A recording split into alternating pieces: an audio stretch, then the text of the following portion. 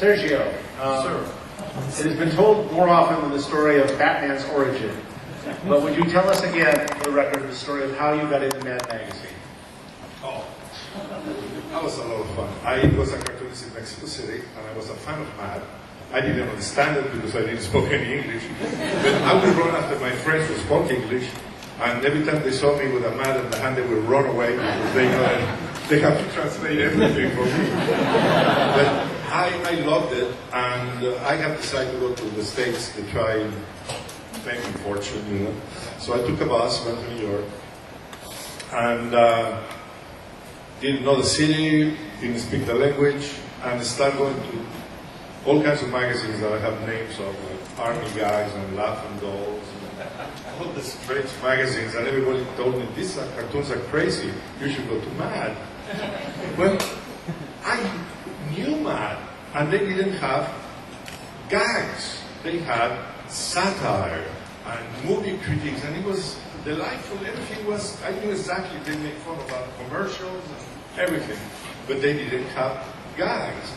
So when I went there, I knew I just went to meet the guys because I was ready for a rejection. So I arrived to Mad, and I didn't know what to say, so I asked for Antonio Proillas, because I knew he spoke Spanish. So I went there, and the lady said, yes. She says, Antonio Proillas? I said, just a minute, and he was there. So Antonio comes out, and we start speaking Spanish, of course, and Antonio kept calling everybody his brother, because Cubans come, mi hermano, mi hermano, mi hermano. So I arrived at all the cartoons from Mexico, and the first thing was, mi hermano, mi hermano. And so we start talking, and I told him I was a cartoonist and everything, and says, can you introduce me to the people here? I said, well, you have to introduce yourself because I don't speak English either. You know? So then Jerry the Food Show came in, and Antonio introduced me to him as his brother. So Jerry kept calling me Mr. Proillas. And every time he called me Mr. Proillas, I say, no, Aragones. And he didn't know what Aragones was. So he kept calling me Mr. Proillas. And I said, no, Aragones. Eventually he realized that my name was Aragones. So, and I showed the work, and he looked at it and says, just a minute. So he went and gave it to Al. Then I don't know what happened, you know. And I heard voices inside, but I was talking with Antonio. Then this gentleman comes out with my page, with a cartoon, says, do you sell this? And what happened is that I had seen the guys. Cartoon magazine, which is what I did. But Mr. Felsen realized that if they put a lot of them together, they had a mad look at. So they figured it out, well, you have a lot of cartoons about astronauts.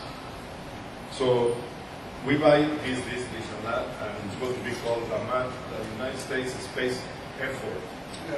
Yeah, look at the space effort. Yes, so they bought it, you know, and I couldn't believe it.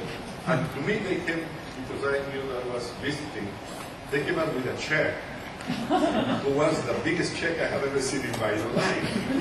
$35. Oh. And I was so amazed. And the guy saying, he was very busy all the time, so he was very wrong. He went back inside. And I couldn't believe it. That my first thing that they showed them on these pages, in those times they used to pay, this is 62. $50 a page for art, and $50 for a script. So my check was for $200. $200 and 62 was a lot of money. And usually they would pay me $1 for cartoons. So I was delighted because that was my first sale. So after that, the future one said, you have to bring them more cartoons. Yeah. I said, well, like what? It was so fast, everything. He said, well, you have a couple of cartoons of motorcycle clubs. Make more, I'm bringing to Felsen. Well, I went to the place where I was staying. I wouldn't even call it a hotel. And I worked all night. And this morning, right? yeah, I mean, the sounds of the other room were. So I work all night, and next morning I arrive to the office before they open, and when they start arriving, it says, what you hear, it says, here are the cartoons. So I go, it's a cartoon. They should, even he bought them. Next day, he bought a whole article about motorcycle cops. So then I says, can I bring more? I says, no, we already bought two articles. So I started showing them drawing gags as covers. And he bought 3 covers on our own. And Cover ideas and stuff. yes, cover for the ideas.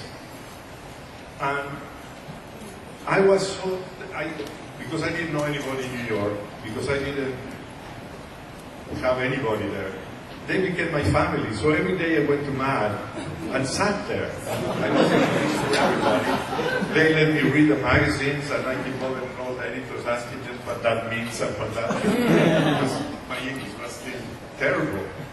But I suddenly became an attachment to the magazine. I don't know what they thought about me. I never left. Ever. I slept there. Because sometimes I didn't have to, no? But it was great. And one day I decided that I could not stand the marginals. You know, the little figures in the borders.